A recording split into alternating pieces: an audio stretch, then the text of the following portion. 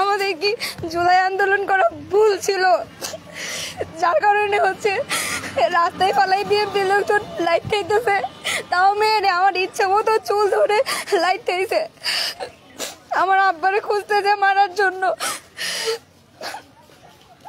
গতকাল আমার বোনকে বৃষ্টির মধ্যে কিছু বাঙালি ছেলে বিরক্ত করে, যার কারণে এলাকার যে মাতুব্বার বিএনপির চেয়ারম্যান ক্যান্ডিডেট আমাদের ইউনিয়নের, তার কাছে বিচার দিই। সে বলে যে আজকে 10টার সময় মীমাংসা করে দিবে। তো 11:34 বাজে তখন আমি তার ফোন দিয়েছি সে কখন বসবে, সে বলে যে আসতেছে।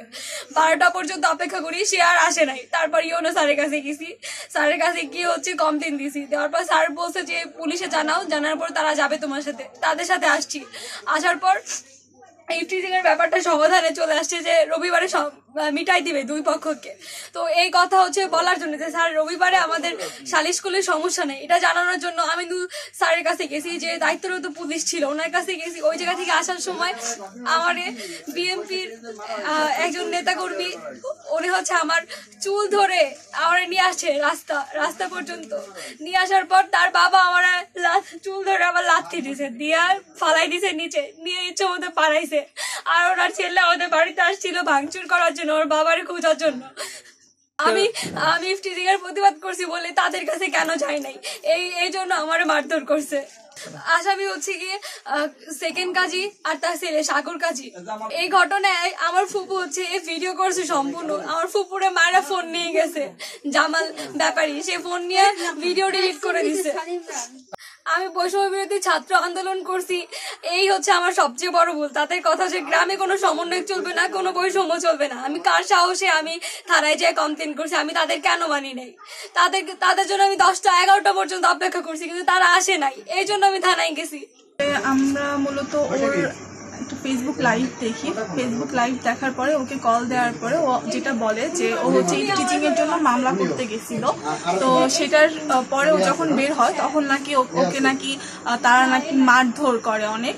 তো এটা জানার পর তৎক্ষণাৎ আমরা সবাই এখানে চলে আসি, এবং সব থেকে বেশি লাগছে যে ওইখানে প্রশাসনের 2জন লোক দাঁড়ানো ছিল, তাদের সামনে যে ওর গায়ে হাত দিল, তারা এটা কিছু করলো না। প্রশাসনে যদি এখানে চুপ হয়ে দাঁড়ায় তামাশা দেখে, তাহলে বাকি লোকরা কি করবে? আমরা এটার তীব্র নিন্দা জানাই এবং এর প্রতিবাদ চাই। সালিশের উপরে আইসা এখানে সন্ত্রাসী কিছু ব্যক্তিবর্গ, তারা পুলিশ সেকেন্ড অফিসারের সামনেই রশিদ ইসলাম বর্ষার গায়ে হাত তুলে, তার চুল ধরে টান দিয়ে রাস্তা ফেলাই দেয়, গায়ে হাত তুলে, তার ছোট বোনের গায়ে হাত তুলে, তার বাবা গায়ে হাত তুলে। এসে দেখতে পারি এখানে যারা পুলিশ প্রশাসন আসছিল, স্থানীয় সন্ত্রাসীরা তাদের উপর হামলা করছে। একজন বয়স্ক পুলিশ, তার দেখলাম মাথায় এখানে রক্তাক্ত অবস্থা এবং পায়ে হাঁটতে পারতেছে না, এই অবস্থা তারা রাখছে, গাড়ির চাবিটা বন্ধ নিয়ে গেছে।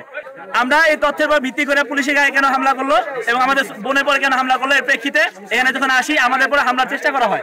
এই পর্যায়ে এখন পর্যন্ত এই হামলার যে মূল হোতা, তাদের এখনো গ্রেপ্তার করা হয় নাই। যে পর্যন্ত গ্রেপ্তার করা না হবে সে পর্যন্ত আমরা এখান থেকে সরবো না। যারা এইসব ঘটনার সাথে রিলেটেড তাদেরকে আটক করার জন্য একটা অভিযান চালাচ্ছি।